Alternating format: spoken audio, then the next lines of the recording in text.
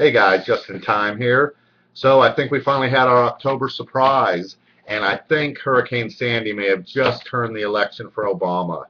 And I got to say, I was real skeptical, and after the debates, I felt like all the momentum was in Romney's favor, and there really wasn't any events left. There wasn't anything, there wasn't one more big time that the candidates were going to have an opportunity to speak, or, the conventions were over, the debates were over, and it looked like it was, pretty much set in stone. The die was cast, and everything was starting to pull towards Romney, and I was really depressed a little bit, and I'd been, discouraged. My last couple of recaps of the debates, I'd gotten a little bit of, some pushback from Obama supporters saying that I should be more in his corner and stuff, and maybe that's true, but the fact is, if I'm going to do political analysis and I'm going to try to give my true opinion and try to do honest analysis. And so, I felt like Romney did come out way ahead from the debates, and I thought it really did shift the entire dynamics of the election. But anyways, for several reasons, I feel like Hurricane Sandy has really changed all of that.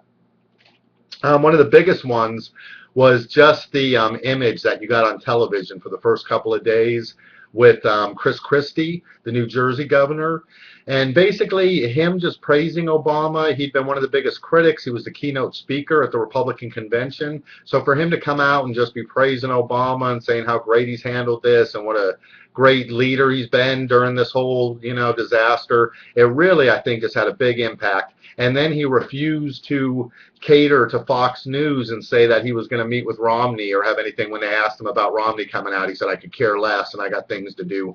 So I just feel like there's a lot of Republicans right now who are real pissed at Chris Christie, and he already, acknowledged that basically and said there's going to be a lot of people mad at me, but I speak the truth. But that truth just happens to hurt Romney.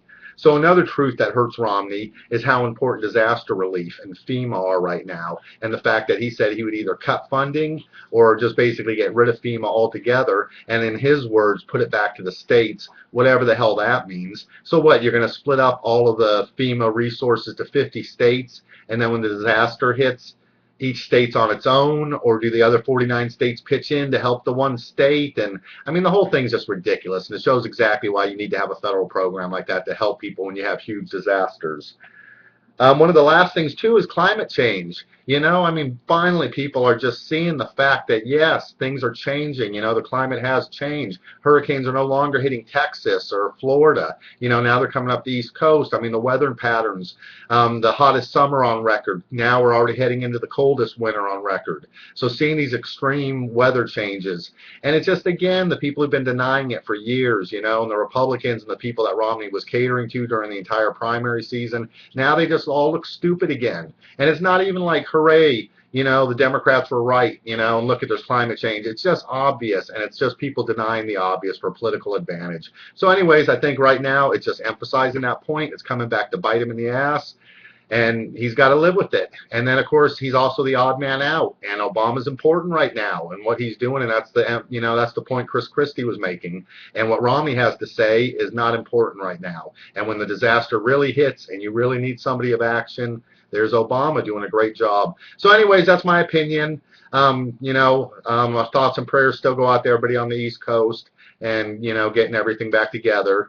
But as far as just the political analysis, I can't help but feel like this really emphasized some points that are in Obama's favor and pointed out some points basically where Romney's just wrong, and his party and the people he's supporting right now are just on the wrong side of these issues. So anyways, all right, I'm just in time. I'll catch you guys on the next one.